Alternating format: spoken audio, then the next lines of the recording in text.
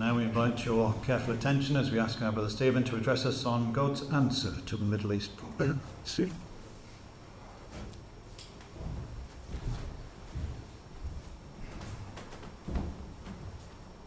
Thank you, Brother Tim. Good evening, everyone.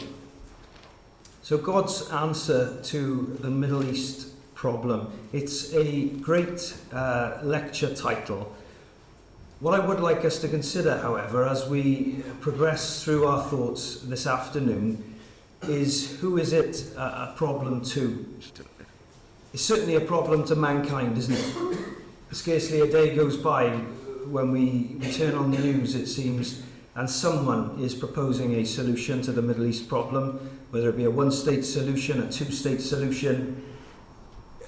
Plenty in this room will be able to think of many more proposed solutions that mankind has tried over the years. The Oslo Accords, the Camp David Accords, none of them have had any success, evidently. What I would like us to bear in mind as we proceed through our thoughts is, although it is a problem for mankind, it is not a problem for God. What I hope we will be able to demonstrate is everything we see going on in the Middle East is according to God's plan and is predicted, was predicted by his holy prophets. So with that introduction, hopefully you can see clearly what is on the slide and you're able to read the font. But I'd like us to start by outlining some principles of understanding, because it's very easy for us, I think, on a subject like this. We all have long-held views, and perhaps we can get emotional also, given our love for the nation of Israel and our knowledge of those patriarchs of old, those characters like Abraham, David. We do have a love for those people, but let's establish some principles of understanding before we approach this subject. The first point I've got there is we are only interested in the biblical solution to this problem. We're not interested in the solutions, as we say, proposed by man. And I've put a verse up there, Isaiah 46 and verses 9 and 10. We'll turn a few of these up. We won't turn every passage up that's on the screen, but let's turn this one up by way of commencement. Isaiah 46 and verse 9. Remember the former things of old, for I am God and there is none else. I am God and there is none like me, declaring the end from the beginning, and from ancient times the things that are not yet done, saying, my counsel shall stand, and I will do all my pleasure. And we see lots of hand-wringing, don't we, by the leaders of the world and politicians when they see what is going on in Israel and Gaza at the moment, and they may wish to reverse some of the things that have gone on. But if they are part of God's counsel, those things will stand, and there is nothing that man can do about it. Second point, the conflict in the Middle East, the ongoing conflict, I suppose, but the one that's reared its head since October last year. The ongoing conflict is not a matter of right and wrong, who is right and who is wrong, because it's very easy for us, isn't it? When we see what's going on the news, we're all aware of what happened in October last year, and it's very easy for us to justify the actions maybe of the nation of Israel in response to those atrocities that happened in October. But we need to be careful that in God's eyes, it is not a matter of who is right and who is wrong, because Deuteronomy chapter 9 and verse 6 will tell us, when the children of Israel first entered the land, God said to them,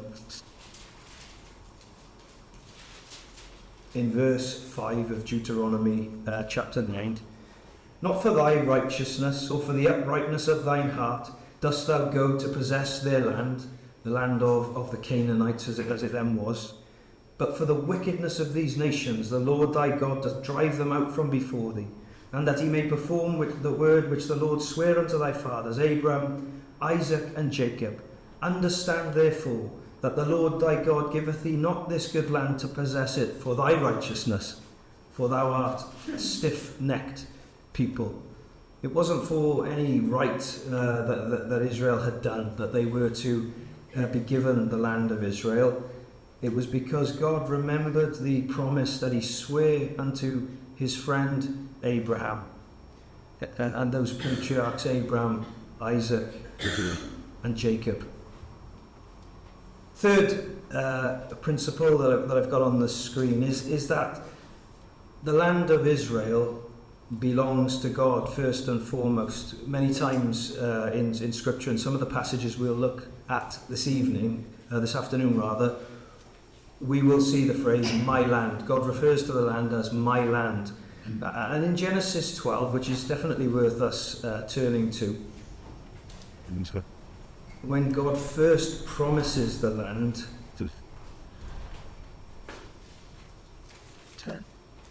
there is a very important principle of understanding that we can draw out from it.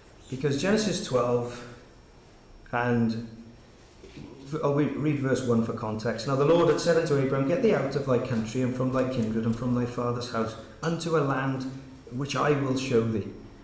And then down to verse 7. And the Lord appeared unto Abram and said, unto thy seed will I give this land. And there builded he an altar unto the Lord who appeared unto him. So first of all, before the land was ever promised to Abraham, it was promised to his seed. And keeping a finger in Genesis 12, if you like, turn to the next passage on the screen, Galatians 3 and verse 16. So the land of Israel belongs to God. We've established that. It's God's to give to whoever he wants. But when we come to Galatians, we have an explanation for that verse that verse 7 of Genesis 12. Unto thy seed will I give this land. And Galatians 3 in verse 16 tells us who that seed was. It's not just the descendants of Abraham. That is not what that means. He's not saying unto thy descendants will I give this land. He's saying unto thy seed will I give this land, before it was ever promised to Abraham. And who is the seed? Galatians 3 and verse 16.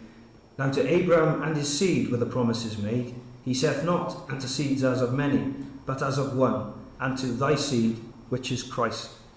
So verse 7 of Genesis 12, unto thy seed will I give this land, tells us that it was God's land, and before it was ever promised to Abraham or to his descendants, it was promised to Christ. And I think those are important principles for us all to hold in our minds, I guess, as we go through our thoughts this afternoon. This slide is intended really to give us a background to the animosity that we see, clear animosity that we see on our television screens and on our radios between the Jews and the Arabs, who are both descended from Abraham. But there is a biblical background to this animosity, and it covers a number of nations. Turn to Genesis 16 first of all.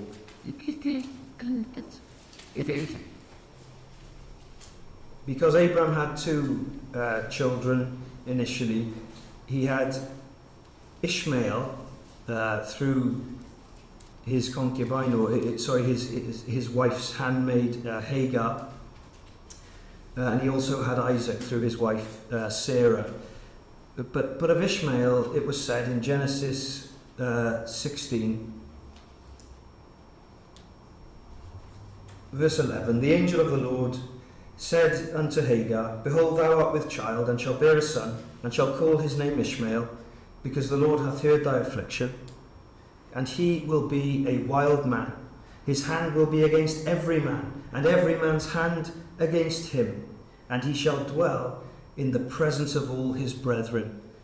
And the Revised Version for in the presence of has to the east of all his brethren. So to the east of the nation of Israel, we would find Ishmaelites, is what the angel of the Lord said to God. It said he would be a wild man, and his hand would be against every man. And surely we see the truth of that verse being borne out for us on our television screens at the moment. But there is animosity between these Ishmaelites who dwell to the east of the children of Israel and the Jews. And that stems from Genesis 21. Turn on a couple of pages. Genesis 21 and verse 9. Where Sarah sees Ishmael, the son of Hagar the Egyptian, which she had borne unto Abraham, mocking. And he was mocking Isaac. So there is a biblical background, as we say, to this animosity, and it's not just the Ishmaelites. All these passages really are in Genesis, so it's worthwhile us turning them up. The Edomites, which descend from Esau, Genesis 25 and verse 23, where Rebekah, the wife of Isaac, is with child, and she goes to inquire of the Lord about this pregnancy. And in verse 23, the Lord said unto her, 2 nations are in thy womb, and 2 manner of people shall be separated from thy bowels, and the one people shall be stronger than the other people, and the elder shall serve the younger. And once again, if we turn over the page to Genesis 27, there is an animosity between the descendants of Esau, the Edomites, and the descendants of Isaac, who was the promised seed. Genesis 27 and verse 41, and Esau hated Jacob because of the blessing wherewith his father blessed him. And Esau said in his heart, the days of mourning for my father are at hand, and then will I slay my brother Jacob. And that animosity has come down through the ages, and we see it today. It is an eternal hatred, sadly. We'll go over, I think, the Moabites and the Ammonites. Suffice to say that they were relations of Abraham also. They were the children of Abraham's nephew Lot.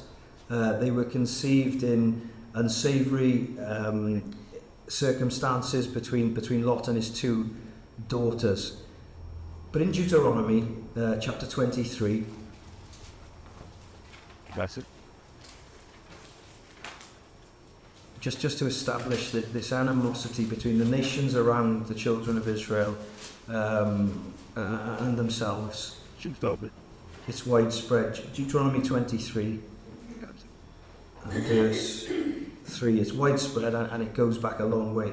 An Ammonite or Moabite shall not enter into the congregation of the Lord. These 2 descendants of Lot through his daughters shall not enter into the congregation of the Lord, even to their 10th generation shall they not enter into the congregation of the Lord forever, because they met you not with bread and water in the way when ye came forth out of Egypt, and because they hired against thee Balaam the son of Beor of Pethor of Mesopotamia to curse thee. And hopefully that slide demonstrates this long-standing animosity between Israel and the nations surrounding it. And those nations that we mentioned, just to illustrate really where they are in relation to the land of Israel. This is an Old Testament map of Palestine. The different coloured regions in the map denotes the tribes of Israel. However, underlined to the east of Palestine or Israel are 3 nations: Ammon, Moab, and Edom. And just illustrating that verse we looked at about Ishmael being a wild man dwelling to the east of his brethren, to the east of Israel. What I'd like to do for the next few slides is to go through a timeline, a very rough timeline of the history of the nation of Israel. And as we go, to pick out a few verses which would be appropriate for us to look at.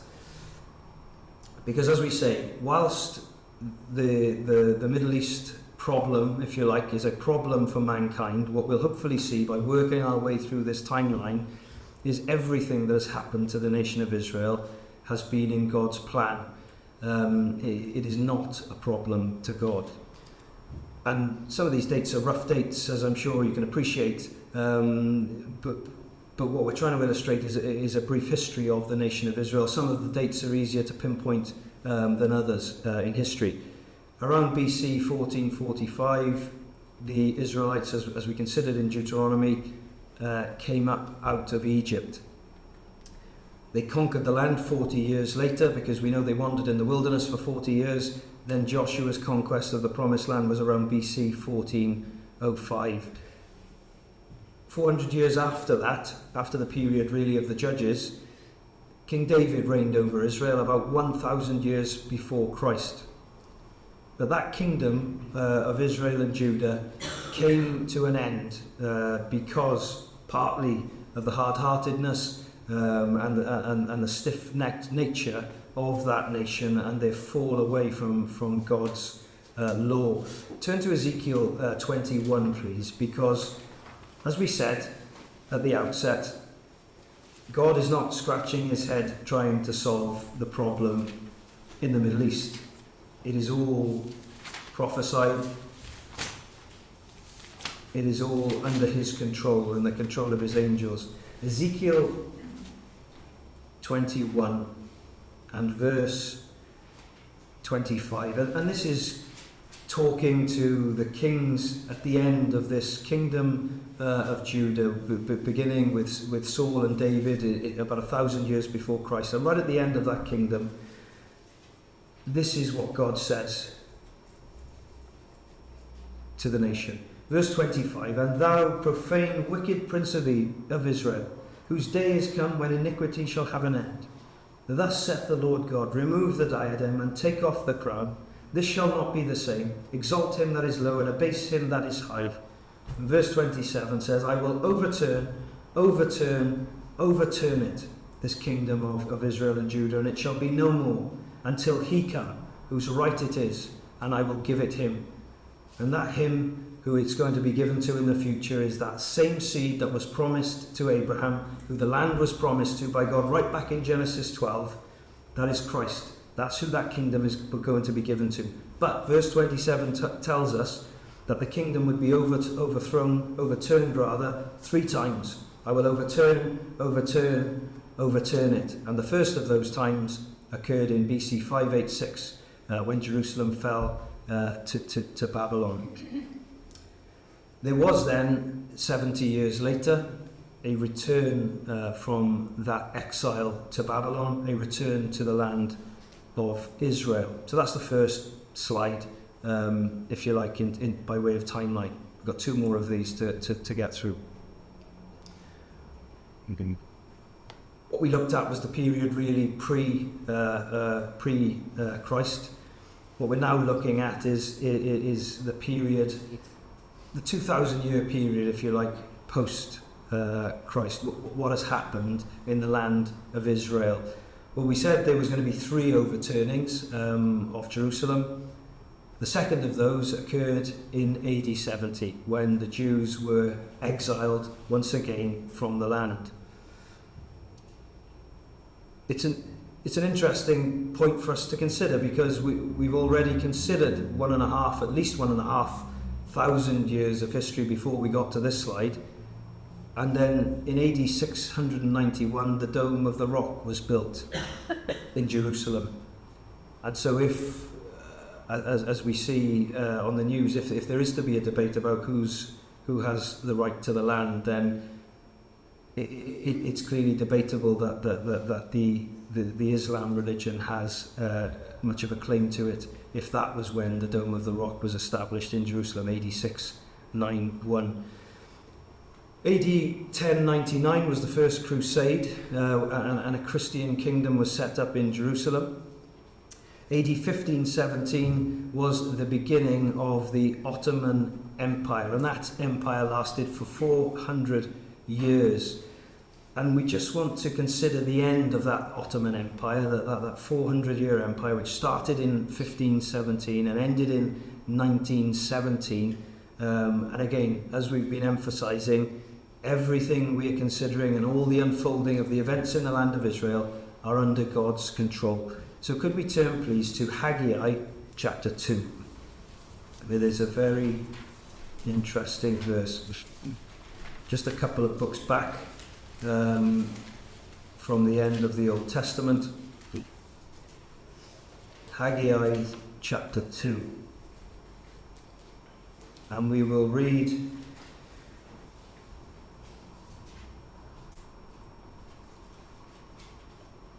verse 4 to start. Haggai 2 and verse 4, or going up verse 1 actually. In the 7th month, in the 21st day of the month, came the word of the Lord by the prophet Haggai, saying, and verse 4 says, Yet now be strong, O Zerubbabel, saith the Lord, and be strong, O Joshua, son of Josedek the high priest, and be strong, all ye people of the land, saith the Lord, and work, for I am with you, saith the Lord of hosts. According to the word that I covenanted with you when ye came out of Egypt, so my spirit remaineth among you, fear ye not. God remembers his promises. For thus saith the Lord of hosts, Yet once it is a little while, and I will shake the heavens and the earth, and the sea and the dry land, and I will shake all nations, and the desire of all nations shall come, and I will fill this house with glory, saith the Lord of hosts. So we've been looking at history up until this point. And all of a sudden, when we look at this prophecy in Haggai, we're cast forward to the latter days, where God says, Yet once it is a little while, and I will shake the heavens and the earth and the sea and the dry land, and I will shake all nations, and the desire or the wealth of all nations shall come, and I will fill this house with glory, saith the Lord of hosts. And further on in this prophecy, down to verse 18, please. Because in preparation for this house of the Lord to be filled with glory and all the nations to be shaken, which we believe is still future, in preparation for that, we read in verse 18, Consider now, from this day and upward, from the 24th day of the 9th month, even from the day that the foundation of the Lord's temple was laid, consider it. It's clearly a verse that we are being drawn, our attention is being drawn to. It starts with consider now in verse 18, and it ends with consider it, and it is talking about the foundation of the Lord's temple. And the day that is referenced is the 24th day of the 9th month, from this day and upward.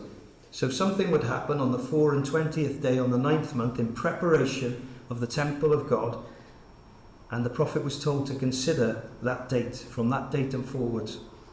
Well, the 24th of Kislev, which is the 9th month, Kislev is the 9th month, the 24th of Kislev in 1917, which is the end of that timeline on the screen, equated to the 9th of December 1917. Now on the 9th of December 1917, this 24th day of Kislev, the Turkish surrendered the keys of Jerusalem to the British. 2 days later, General Allenby entered the city of Jerusalem on foot as a mark of respect to that holy land.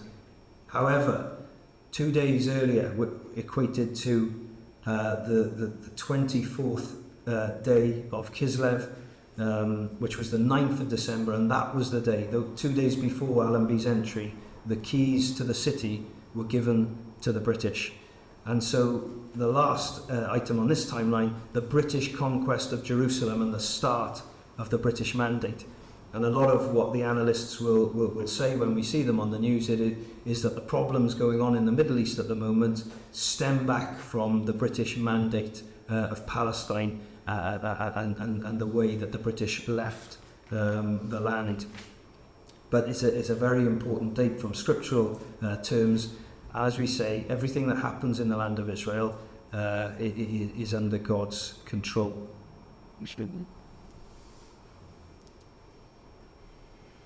The last of the three timelines then that we want to look at, the modern day, we'll call it the modern day timeline, or the post-Second World War perhaps timeline. The first three dates, 1947, the UN the UN resolution to partition Palestine. Can we turn to Joel chapter 3, please? Because as we say, nothing that happens in that land happens by chance. It's a land that God's eyes are on from the beginning of the year even to the end of the year. And in Joel, another one of God's holy prophets, the events we would suggest of 1947, 1948 and 1967 are prophesied for us in Joel chapter 3. Joel 3 and verses 1 and 2. For behold, in those days and in that time, when I shall bring again the captivity of Judah and Jerusalem. So there we have the prophet saying that the captivity or the people of Judah and Jerusalem would return. I will bring again the captivity of Judah and Jerusalem. And the order of Judah and Jerusalem is not coincidence, because the land of Judah equates to 1948 when the state of Israel was established, and Jerusalem, the captivity of Jerusalem, was brought back in 1967. So verse 1 of Joel chapter 3 begins to speak about the return of the Jews to the land, the establishment of the state of Israel, and the order in which it would happen. But verse 2 is interesting because this is all leading to a purpose. It's leading to the gathering of all the nations to Jerusalem, which is in God's plan.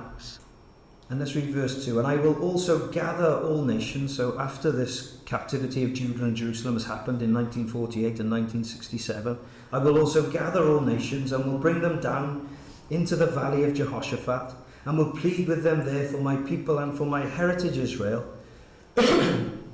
whom they have scattered among the nations and parted my land. And we mentioned my land, didn't we, at the start of our thoughts? It is God's land, no one else's. And God says that they've scattered his heritage Israel among the nations, and they have parted his land. And I have a note in my margin that the UN resolution 181 was titled the Partition Plan for Palestine in 1947. That's UN resolution 181, and it was called the Partition Plan for Palestine. And an absolute fulfillment of the end of verse 2 of Joel chapter 3. They have parted my land. Plenty of wars have gone on between Israel and those surrounding Arab nations in the intervening time since 1948, and we're living through the latest one of these Israel-Arab wars at the moment. But while we're in Joel chapter 3, that last date on our timeline, which references the Israel-Gaza conflict that we're currently seeing, perhaps that's somewhere to be found in God's prophets. And so if you turn over the page to verse 4 of Joel chapter 3. And of course, we don't know what's going to happen at the end of this current conflict, but it's certainly interesting for us to look at the prophets and to see if we can find anything that possibly references it. Joel 3 and verse 4, first of all. Yea, and what have ye to do with me, O Tyre and Zidon, and all the coasts of Palestine? In the modern day, Tyre and Zidon is the country of Lebanon, the modern day Lebanon, and the coasts of Palestine, as we know, is the Gaza Strip. God is saying, what have you to do with me, Lebanon, effectively, and the Gaza Strip? Will ye render me a recompense? And if ye recompense me swiftly and speedily, will I return your recompense upon your own head? Because ye have taken my silver and gold, and have carried into your temples my goodly and pleasant things. The children also of Judah and the children of Jerusalem have ye sold unto the Grecians, that ye might remove them far from their border. And that's what they did to them in AD 70. They were removed far from their border, as we know. Verse 7. Behold, I will raise them out of the place whither ye have sold them, those children of Jerusalem and children of Judah are now back in the land of Israel. I will raise them out of the place whither ye have sold them in AD 70, and I will return your recompense upon your own head. And remember, he's talking to Lebanon and the Gaza Strip here. And verse 8 says, and I will sell your sons and your daughters into the hand of the children of Judah, and they shall sell them to the Sabaeans, to a people far off, for the Lord hath spoken it. And we remember those words, don't we, in Isaiah? My counsel shall stand, and I will do all my pleasure. But what is verse 8 telling us? Is it telling us that the sons and the daughters of Tyre and Zidon, modern-day Lebanon and Gaza, will be sold into the hands of the children of Judah? And look what it says, and they shall sell them to the Sabaeans, to a people far off, for the Lord hath spoken it. And when we listen to what's going on in the news, if you listen carefully, you sometimes hear the Israeli politicians talking about perhaps we can get Saudi Arabia to take some of the inhabitants of the Gaza Strip. Perhaps they can take control and look after the Gaza Strip once this war is over. That is who the Sabaeans are, the Saudi Arabians, the people of Sheba and Dedan. And so it's certainly interesting for us to ponder these verses. As I say, we don't know how this current conflict will unfold, but it is interesting nonetheless when we read verses like that. Turn to Zephaniah, please, and chapter 2. I should have put a marker in this. Yes. Myself. Right.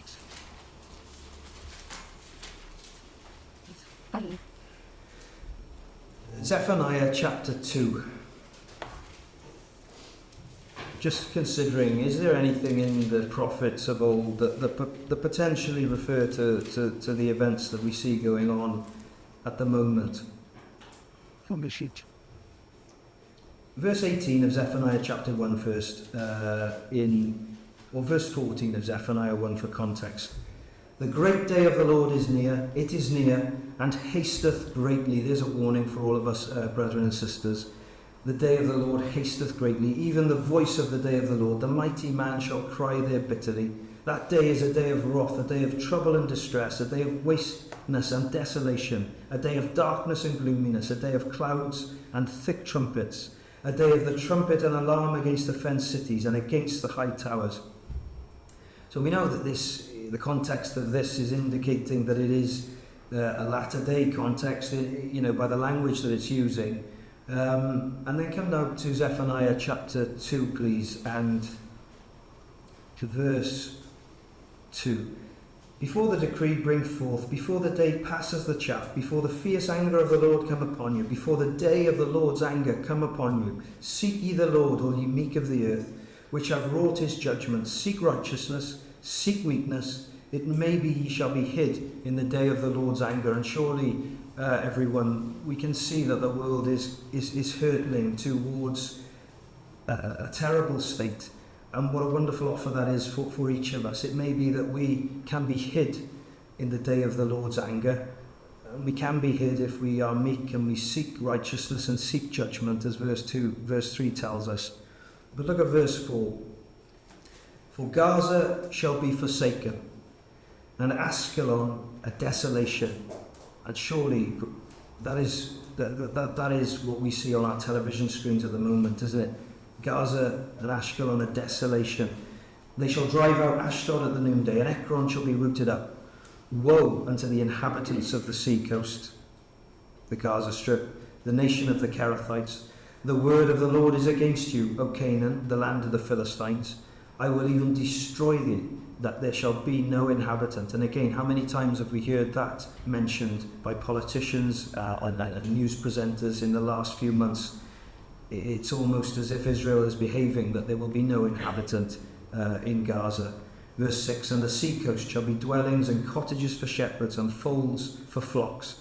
And the coast shall be for the remnant of the house of Judah. They shall feed thereupon. In the houses of Ashkelon they shall lie down in the evening. For the Lord their God shall visit them and turn away their captivity. We'll go on to verse 8 actually, given the context that we based our talk around. I have heard the reproach of Moab. and the revilings of the children of Ammon, whereby they have reproached my people, and magnified themselves against their border. Therefore, as I live, saith the Lord of hosts, the God of Israel, surely Moab shall be as Sodom, and the children of Ammon as Gomorrah, even the breeding of nettles and salt pits, and a perpetual desolation. The residue of my people shall spoil them, and the remnant of my people shall possess them. So just some passages for us to ponder. As I say, we can't be completely sure about what or when these verses refer to, but it's certainly interesting for us to consider in the light of what is going on at the moment. I just wanted to look at one example of man's proposed solution to the Middle East problem. And I'm not sure if you followed the news over the past week, but there was a refugee agency called the UNRWA, or UNRWA, they refer to it as, and Israel has accused a number of members of this Palestinian refugee agency of taking part in the events of October the 7th last year. And that is kind of what has brought this Palestinian refugee agency to the forefront of people's minds, this UNRWA. And so just comparing comparing two of the United Nations refugee agencies, the UNHCR and this UNRWA. I mean, the first question that is begged is, why has the UN got a separate refugee agency specifically for the Palestinian territories? It has a refugee agency, the UNHCR, which deals with global refugees, and it has its own refugee agency which specifically deals with the Palestinian refugee problem. And just look at some statistics there. The Global Refugee Agency, UNHCR, serves 29.4 million refugees worldwide. The Palestinian Refugee Agency serves 5.9 million. But yet look at the number of staff that the UN appoints to work for the respective agencies. 30,000 staff working for this Palestinian Refugee Agency, with only a fraction of the number of refugees that there are on a global scale, only 18,000 employed by the UNHCR. So the question I would ask is man's solution fair-minded? Is man looking for a fair-minded solution to the problem in the Middle East? And look at the behaviour of what these agencies do. When refugees around the world are granted citizenship in a third country, in the UNHCR their refugee status ends. And that would make sense, wouldn't it? They've been given citizenship in a third country. However, the UNRWA, UNRWA, as they call it, when your refugee status becomes that you are a citizen of a third country, i.e. if you've been moved, for example, to Jordan, you are still registered as refugees. And what is the consequence of that? The refugee situation in Palestine and the Palestinian territories is perpetuated by the United Nations in the case of the Palestinians.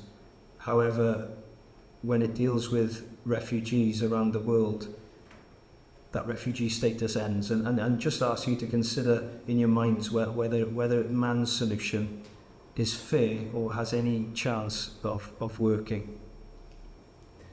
So the question we are asking in our lecture is, what is God's answer to the Middle East problem? And if we could turn to the chapter we had read, please, Zechariah chapter 14. Unfortunately, what we can say is things are going to get worse before they get better. I think that is clear from the scripture. Things are going to get worse than they are now before they get better. Zechariah 14 and verse 1. Behold, the day of the Lord cometh, the day of the Lord again. Verse 2. For I will gather all nations against Jerusalem to battle, and the city shall be taken, and the houses rifled, and the women ravaged, and half of the city shall go forth into captivity, and the residue of the people shall not be cut off from the city. Then shall the Lord go forth and fight against those nations, as when he fought in the day of battle. And we are beginning to see, I think, aren't we? We are beginning to see those nations being gathered together into the Middle East. We've seen even our own country taking action, military action over the weekend and being dragged into the Dead Sea south of Israel. Behold, I will gather all nations against Jerusalem to battle. And we mentioned those 3 overturnings, didn't we, of Ezekiel 21. I will overturn it. And we'll suggest that this 3rd overturning is still yet future, when God gathers all nations against Jerusalem to battle, as it says here. But there is a hope. There is a positive end to this Middle East problem. Turn to Isaiah chapter 2, please. Just start. The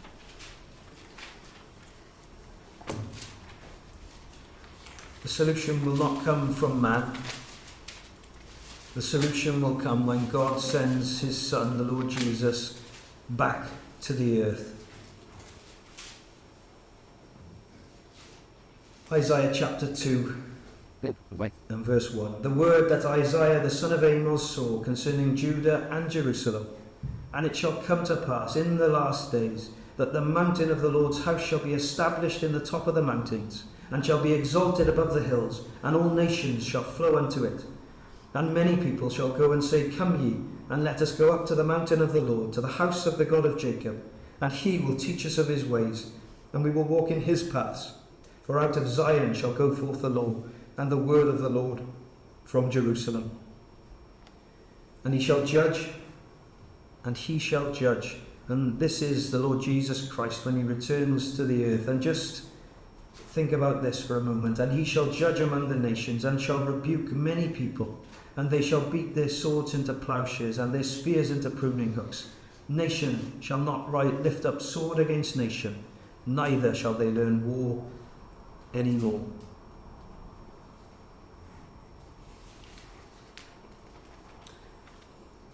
Turn now to Zechariah, if you would, please, one last time. And this is a verse that is hard for us all to imagine.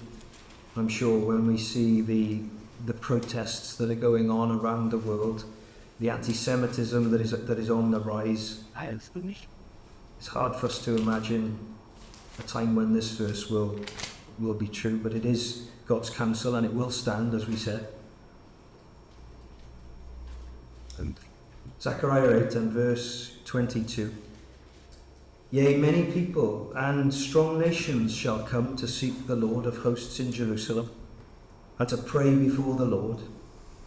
Thus saith the Lord of hosts, in those days it shall come to pass that 10 men shall take hold out of all languages of the nations, even shall take hold of the skirt of him that is a Jew, saying, We will go with you, for we have heard that God is with you. And hopefully we have demonstrated this afternoon that indeed God is with his people and his nation of Israel. His eyes are on that land from the beginning of the year until the end of the year, and he will remember the promises that he made to Abraham, to Isaac, and to Jacob. Thank you.